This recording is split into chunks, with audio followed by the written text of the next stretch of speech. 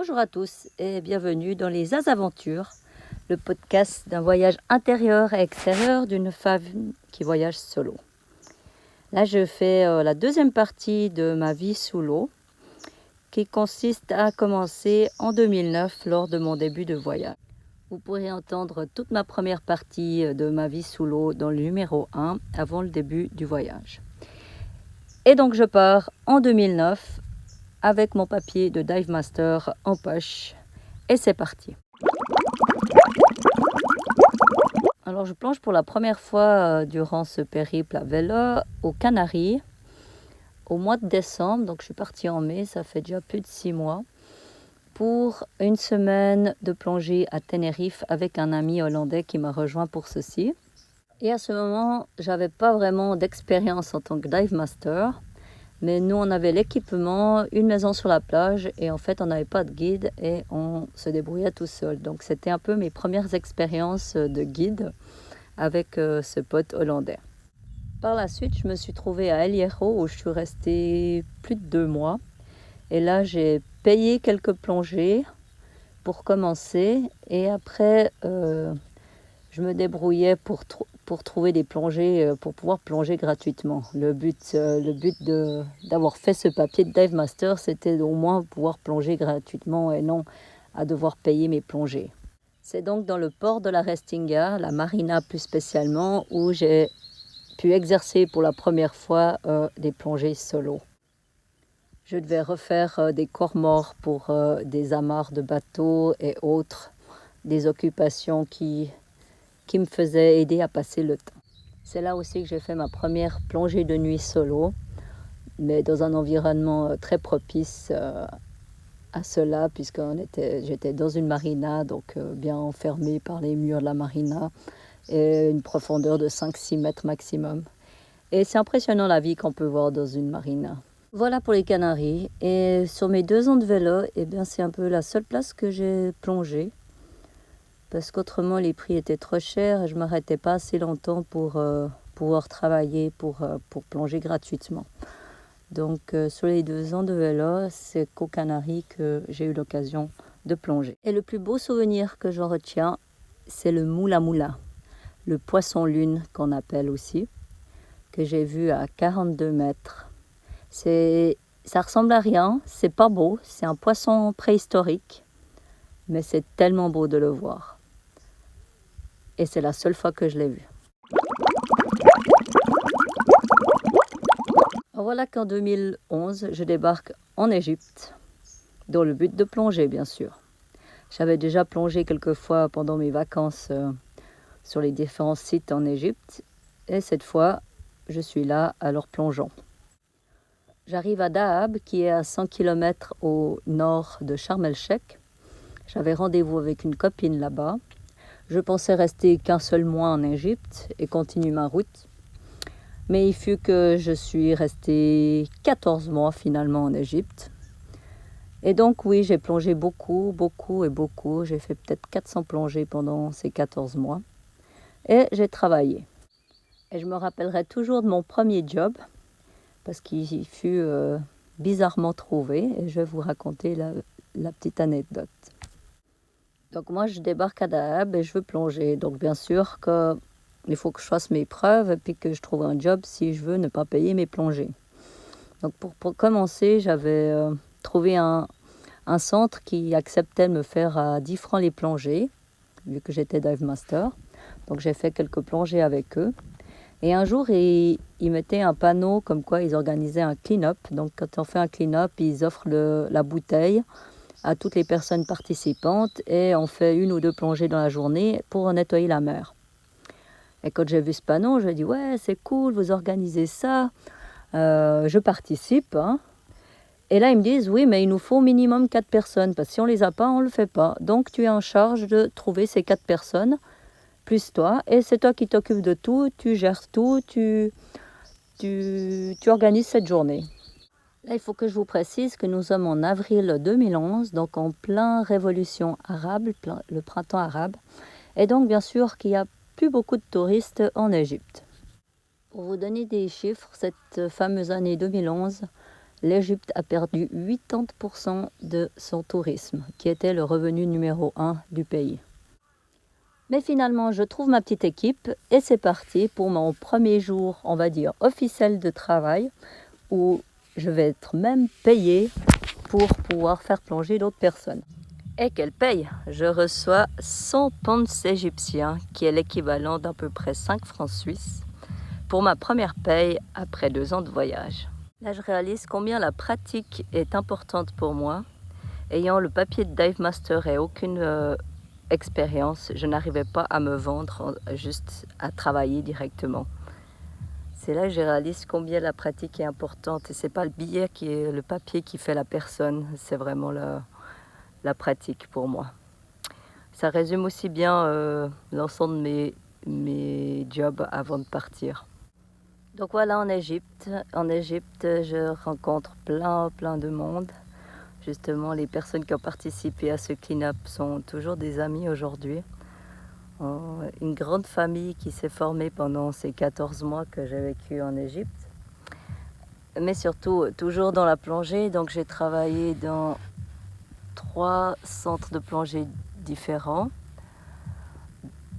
Même quatre. Après, avec mon copain qui était manager d'un centre, j'ai aussi travaillé. Et j'ai fait vraiment différents passages. Dans un centre, je travaillais juste au bureau, par exemple. Alors là, c'est vraiment la partie que je n'aimais pas du tout. J'ai pas fait longtemps du reste.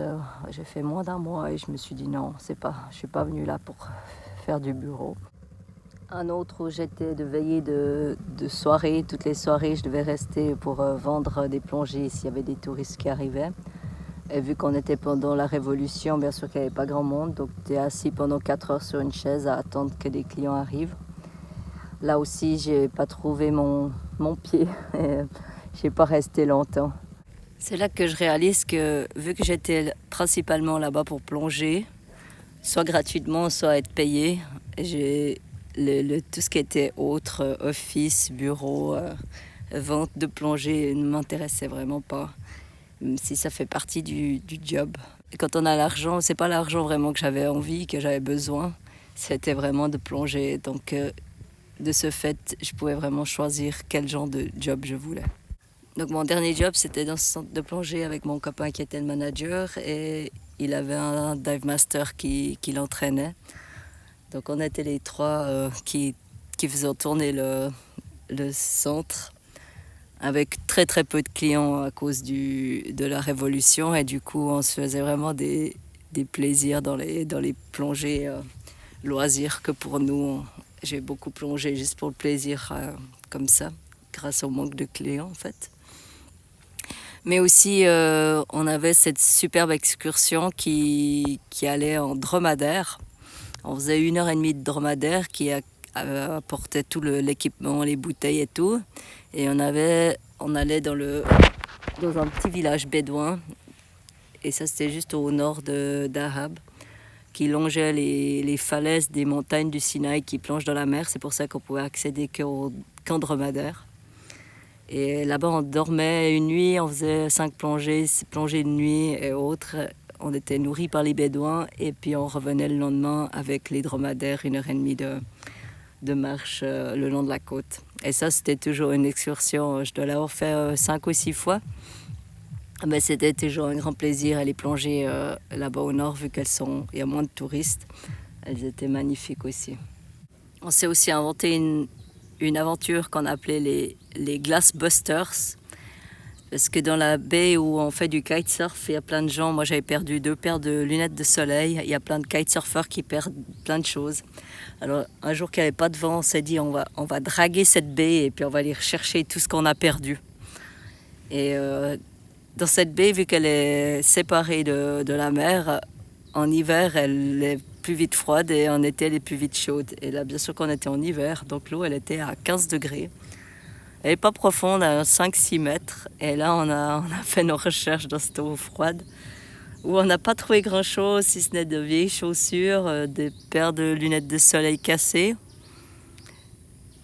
Et surtout, ma boucle d'oreille que j'avais perdue il y a 2 jours. Et ça, c'était quelque chose de très bizarre. Plein de belles expériences, plein de belles plongées. Et puisque j'étais toujours, on va dire, scotchée là-bas, je me suis dit autant utiliser ce temps pour faire quelque chose d'utile. Et c'est là où j'ai décidé de m'inscrire au IDC, qui est le cours pour devenir instructeur. Je l'ai fait en février donc 2012. L'IDC consiste à 10 jours de cours intenses. C'est vraiment 10 jours, 7 heures du matin à 6 heures le soir. Très intense, qui vous prépare aux 3 jours d'examens finaux quand les experts viennent. Donc moi je l'ai fait dans la classe anglaise. On était 5 étudiants venant de 5 pays différents et c'était vraiment très sympa. On avait un Égyptien comme prof qui était très drôle et qui mettait pas mal d'ambiance, qui nous faisait sortir un peu du stéréotype de la classe d'école. Donc voilà, je quitte l'Égypte avec 300 plongées de plus, environ 450, ma licence d'instructrice en poche, avec très peu d'expérience d'instructeur. Je crois que j'ai eu l'occasion de faire 1 ou 2 cours seulement avant de partir. Et aussi un nouveau bagage, c'est l'introduction de la photographie sous-marine. C'est là où j'ai débuté en Égypte aussi. Donc après l'Égypte, j'ai eu la chance de faire 6 mois de navigation entre le Vanuatu, les Salomon et la Papouasie-Nouvelle-Guinée. Et là, j'ai eu l'occasion de plonger un petit peu au Vanuatu et au Salomon, mais vraiment un tout petit peu, pas grand-chose. Et en Papouasie-Nouvelle-Guinée, où je suis restée 2 mois, tout mon visa. J'avais mon équipement de plongée avec moi, mais j'étais à terre chez les locaux et j'avais pas d'autres équipements, donc j'avais pas de bouteille et pas de poids. Mais petit à petit, j'ai rencontré du monde et d'un coup, je me suis trouvé une bouteille et du coup, je pouvais aller plonger devant chez moi, qui était juste sur la plage, où il y avait des épaves. Des fois, je louais un local dans sa petite barque qui m'amenait un peu plus loin pour faire un autre site. Donc, c'était des expériences assez typiques de là-bas. Et j'ai aussi la chance de participer à une croisière sur la côte est de New Britain, l'île où j'étais dessus. Et là, il y a une petite histoire à raconter pour cette croisière. Donc, moi, j'ai rencontré le neveu du capitaine au début, avec qui je partageais pas mal de choses. On allait faire des treks, on passait des soirées ensemble. Et un jour, il me dit, on part en croisière la semaine prochaine, est-ce que tu veux nous joindre? Alors, bien sûr que je ne veux pas dire non, et je me propose d'aide en tant qu'instructrice pour aider pendant la croisière. Donc, tout se met en place. La seule condition que je puisse les joindre, c'est qu'il y a assez de place dans les lits de staff. Donc, pour ceux qui travaillent, il y a des lits limités. Et donc, le capitaine a bien dit que s'il y avait de libre pour moi, ben, je pouvais les joindre. Et la femme du capitaine était l'instructrice à bord qui gérait tout ce qui était plongée. Donc, suspense jusqu'au dernier jour. C'est le jour d'avant le départ qu'on me dit, c'est bon, il y a de la place, tu peux venir. Donc, le lendemain, je suis prête sur le bateau à la première heure pour aider à charger et à préparer le bateau pour accueillir les clients. Et donc, j'essaie de me rendre utile et d'aider. Et là, je sens déjà qu'il y a une sorte de tension sur le bateau. Donc, moi, je vais justement vers l'instructrice pour lui demander qu'est-ce que je peux faire pour aider.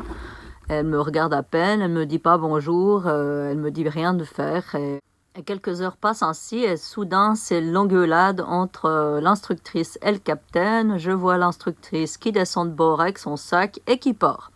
Je sens bien que la tension est due à ma personne, donc je vais parler avec mon ami de savoir qu'est-ce qui se passe. Et apparemment, en fait, le capitaine n'avait pas annoncé à sa femme que j'allais venir avec eux. Donc je parle avec le capitaine et il me dit, t'inquiète pas, elle fait sa petite crise, mais tout va bien, il n'y a pas de raison que tu descendes, tu peux rester avec nous et voilà. Donc moi j'avais toujours cette question de savoir si elle allait revenir avec nous quand même ou si elle allait rester à terre, c'était un peu ambigu. Enfin bref, les heures passent et finalement elle revient à bord, les clients arrivent, on part en croisière. Et vous le devinez, en fait, pendant toute la croisière, il y avait cette tension entre elle et moi, que je sens que savoir pourquoi elle réagissait ainsi. Moi, je n'étais pas là pour venir lui prendre son travail. J'étais là juste pour aider, mais elle m'a pas laissé. Pendant les premiers jours, j'ai pas arrêté d'essayer d'aider, de faire comme pour aider et tout, mais plus je demandais, moins j'avais de réponses. Donc, au bout d'un moment, j'ai abandonné. Je me suis dit, OK, profite des plongées. Et puis, ma foi, tant pis, s'ils veulent pas de ton aide, toi, t'es bien, t'es sur une plongée gratos. Et puis, tu peux profiter. Et parler avec les clients, partager les plongées avec les clients. Et puis, voilà. Du coup, j'ai fait quand même une belle croisière de 10 jours avec cette équipe. C'était des Australiens, les clients. Malgré cette tension avec cette fille qui en fait était beaucoup une sorte de jalousie. J'ai remarqué que dans ce pays, les femmes sont d'une jalousie extrême et sans forcément des raisons en fait. Mais c'est possible que ça soit le pays où la jalousie est un des plus hauts niveaux. Et je dirais que c'est cette croisière qui m'a ouvert les yeux sur d'autres vies sous-marines que j'avais l'habitude de regarder, telles que les ascidians et surtout les nudibranches. Je pense que ma passion pour les nudibranches a commencé avec cette croisière. Parce que tous les clients étaient passionnés, ils me faisaient des magnifiques photos et la photographie aussi. Ma passion pour celle-ci a débuté lors de cette croisière. Mon visa fini, je dois quitter le pays et c'est ainsi que je me retrouve au sud-est asiatique, spécialement à Singapour, où j'avais rendez-vous avec un ami pour voyager 2 semaines et plonger un peu sur la Malaisie. Après son départ, j'ai décidé que j'allais travailler dans la plongée et me trouver un centre qui cherche du staff. En suivant les petites annonces sur le site de PADI, j'ai trouvé quelques centres dans la région de Singapour, Malaisie, Thaïlande, où j'ai envoyé mes CV. Je peux vous dire que cette décision n'a pas été facile à prendre après 3 ans de voyage. L'idée de travailler à un endroit fixe pour plusieurs mois sans pouvoir bouger, c'était vraiment une très très grande réflexion et la seule chose positive que je voyais là-dessus, c'était de faire de l'expérience. Mais un centre me répond positivement à ma demande. Il s'agit du centre de BNG sur Tioman, une île qui se situe sur la côte est de Malaisie, juste un petit peu au nord de Singapour. Puisque j'ai une opportunité, je vais la prendre.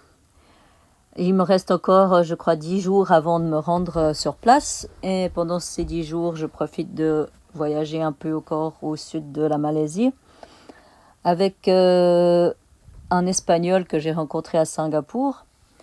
Et sur la route, je rencontre encore une autre personne et finalement, je réussis à motiver ces 2 personnes pour faire l'open water. Donc, de venir avec moi à Tioman, et ça sera mes premiers clients. J'amène déjà mes clients avec moi. Donc, me voilà à Tioman. Je rencontre mon manager dans le petit centre où on est 4 à travailler sur la plage de Salang. NG a son centre principal sur la plage de ABC où là, ils sont plus 12 à 15 à travailler. Donc moi, je suis contente d'atterrir dans la succursale qui est plus tranquille et sur une petite plage vraiment toute tranquille. Il n'y a pas de voiture, il n'y a pas de moto. C'est vraiment tout petit. Mais dans le contrat, il n'y a aucun hébergement. Donc je dois aussi faire la recherche d'un hébergement pour moi pour les prochains mois. Et je me trouve un joli petit bungalow tout au bout de la plage, vraiment à l'extrémité. Ce qui me fait 10 minutes de marche pour aller au centre. C'est rien du tout. Mais c'est vraiment à l'extrémité, c'est un petit bungalow avec juste un WC et une douche et c'est tout, quoi. C'est vraiment très primaire. Moi, mes débuts dans ce travail n'ont pas été les plus beaux, on va dire. Alors pour commencer, on m'a laissé 2 jours pour m'apprivoiser, aller plonger, découvrir les sites. Et en disant que les open water, je les commencerai 3 jours plus tard. Donc, c'est ce que je fais. Et puis, on recommençait le cours le dimanche. Donc, avec les 2 amis que j'ai apportés sur l'île. Et samedi soir, voilà qu'il y a une grosse fête sur la plage. Alors, c'est parti, on fait la fête, on picole jusqu'au petit matin. Où là, je rentre un peu en titubant dans mon bungalow. Et que je croise le dive master sur la route. J'ai dit à mes 2 élèves qu'on débutait le cours à 10h le lendemain. Donc, j'arrive à 10h, comme prévu, au centre de plongée. Et là, je sens qu'il y a une tension. Et mon manager vient vers moi et me dit « Isabelle, il faut qu'on parle en fin de journée. » Donc, moi, je commence mon cours avec cette sensation à l'intérieur de moi pendant toute la journée où je me suis dit « Voilà, mon premier jour, je vais déjà me faire virer parce que j'ai fait la fête hier. » Franchement, je vous dis que j'ai eu cette idée pendant toute la journée qui me courait après. Je me suis dit, bah, bravo, tu as été très loin. Et la journée passe et j'appréhende de plus en plus ce moment à partager avec mon manager que je connais que depuis 3 jours. Et le moment arrive, c'est le moment de l'affronter. Dieu sait ce qu'il va me dire. Je crains déjà le pire. Et c'est parti. Et là, il me dit comme ça, entre les deux yeux. Isabelle, tu sais, pour moi, tu peux faire tout ce que tu veux. Tu peux faire la fête, tu peux boire, tu peux faire tout ce que tu veux. Jusqu'à ce que tu fasses ton travail. Et chez nous, on commence à 8 heures. Gros soulagement pour moi. Et je me dis, ok, ben, je ne savais pas qu'il fallait commencer à 8 heures. Moi, je m'étais dit, vu que c'était moi qui avait amené les clients, je pensais que je pouvais gérer l'horaire comme je voulais. Donc, une fois que je le savais, il n'y a pas de souci. Tous les jours, j'étais à 8 heures au bureau, que j'ai fait la fête ou pas. Et franchement, les 2 premiers mois étaient très, très durs à rester dans le rythme de devoir y aller tous les jours, tous les jours. On n'avait pas de jour de répit, hein. C'était 7 jours sur 7, 8 heures, 12 heures par jour. Dans le contrat, ils annonçaient des jours de congé, mais je les ai jamais vus. Il y avait tellement de jobs, on finissait un cours, on recommençait un autre, l'un après l'autre. C'était très intense, très fatigant, mais c'était une chouette expérience et je l'apprécie beaucoup. J'ai fait plus de 100 licences pendant ces quelques mois. Il m'a bien fallu 3 mois pour me mettre vraiment dans le rythme et vraiment être au taquet. On peut dire ça comme ça, parce que là, au mois de juillet, c'était vraiment l'extrême. C'est où il y a le plus de personnes qui viennent, justement. Et on faisait presque la fête tous les soirs, et c'est 12 heures par jour. Et il y avait très peu d'heures de sommeil. Avec le temps, on commence à connaître ses collègues. Et là, c'est vrai que je dois dire que mon manager, il était vraiment extraordinaire. Et je l'ai vraiment beaucoup apprécié. Et franchement, c'est sûrement un des meilleurs managers que j'ai eu dans toute ma vie. Là, les meilleurs mois que j'ai fait, j'ai gagné 1200 francs. C'est le meilleur mois que je faisais. Autrement, je gagnais entre 800 et 1000 francs par mois pour faire toutes ces heures quand même.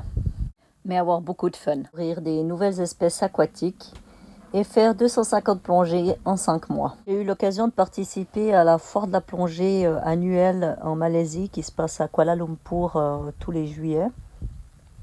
Pour ce centre, aller travailler à vendre des plongées et des cours aux clients intéressés.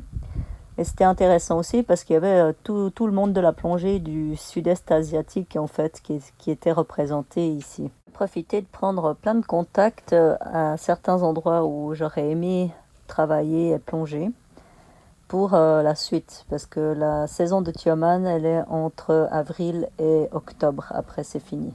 Comme tout plongeur, le grand rêve, c'est de plonger à Raja Ampat, le site considéré le plus beau au monde. Donc j'ai pris des contacts pendant cette foire et j'ai tenté ma chance en leur écrivant et en leur disant qu'à partir de septembre, j'étais libre parce que la saison de Raja Ampat commence justement en septembre à février et que j'espérais que quelqu'un me prenne. Et puisque ce podcast est déjà assez long, on va mettre un petit peu de suspense et attendre ma vie sous l'eau numéro 3 pour savoir la suite des aventures.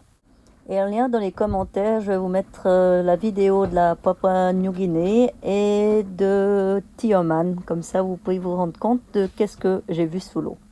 À bientôt!